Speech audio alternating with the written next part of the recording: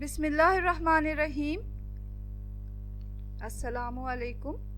आज बन रहा है स्टू और ये बीफ स्टू है। आप चाहें तो इसी तरीके से मटन स्टू भी तैयार कर सकते हैं। तो चलें इस मज़ेदार स्टू को बनाना सीखते हैं। इसके लिए हमें चाहिए गोश्त और यह हमने बीफ लिया है 1 केजी। लहसुन अदरक इसमें जाएगा 1-1 टेबल स्पून। इसे हल्का सा कूट लें। प्याज को रफली काट लिया है हमने और 3 बड़े प्याज लिए हैं। 3 टमाटर लिए हैं, उसको चॉप कर लिया है। 1 टेबल स्पून हमें चाहिए ज़ीरा और 1 टेबल स्पून ही साबुत धनिया लेंगे और इसे हल्का सा कूट लेंगे कि ये 2 हिस्से हो जाएं इसके। साबुत लाल मिर्च हमें चाहिए तकरीबन 6 से 8 और हस्ब ज़ायक़ा नमक जाएगा। कुछ मसाले जाएंगे, गरम मसाले इसमें, जिसमें 2 बड़ी इलायची, 3 छोटे जो हैं वो दालचीनी लिया है हमने। 1 टीस्पून हल्दी जाएगा।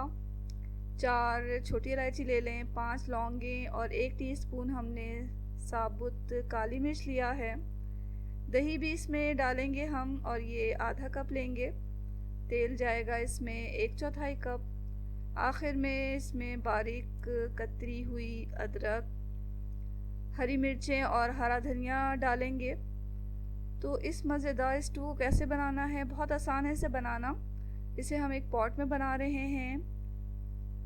यहाँ एक हमने हांडी ले ली है और इसमें हम सबसे पहले गोश्त डालेंगे। लहसुन अदरक जो हमने हल्का सा कूट लिया है वो डाल दिया। प्याज जो हमने रफली काट लिया था वो डाल दी। टमाटर भी डाल देंगे, दही डाला, यानी कि तमाम चीज़ें हमें इसी वक्त डाल देना है।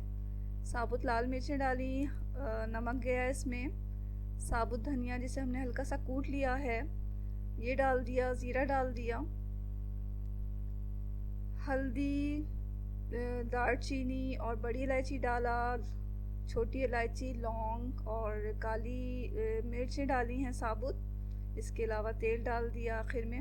अब हमने 3 कप पानी डाला है। 3 से 3.5 कप डाल दें कि जिसमें हमारा गोश्त गल जाए। तो यहाँ हमने 3-3.5 कप पानी डालकर इसको अच्छी तरह चला लें और फिर हम इसे गैस पे रख देंगे।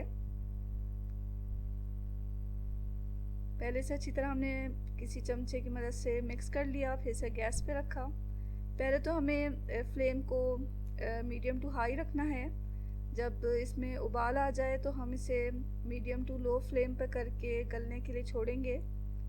इसे इतनी देर पकाना है कि ये जो हमारा बीफ है या मटन है वो अच्छी तरह गल जाए।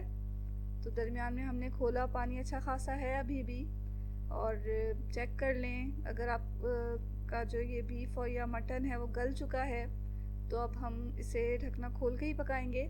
यहाँ बीफ गल चुका है हमारा, तो हम इसे अब ढकना खोल कर फ्लेम को थोड़ा हमने बढ़ा लिया है, यानी कि मीडियम टू हाई कर लिया है। अब इसमें हम इसे सुखाएंगे इस पानी को। इसे भूनना है हमें यहाँ तक कि तेल जो है इसका ऊपर आ जाए। तो पकने के दौरान ही, भूनने के दौरान ही इसमें हमने कतरी हुई अदरक डाल दी है और हरी मिर्चें भी हाफ़ करके डाल देंगे इसमें, ताकि हरी मिर्चों का और अदरक का जो टेस्ट है और जो खुशबू है वो मसाले में अच्छी तरह आ जाए। तो इसी के साथ हम थोड़ा इसे और भूनेंगे।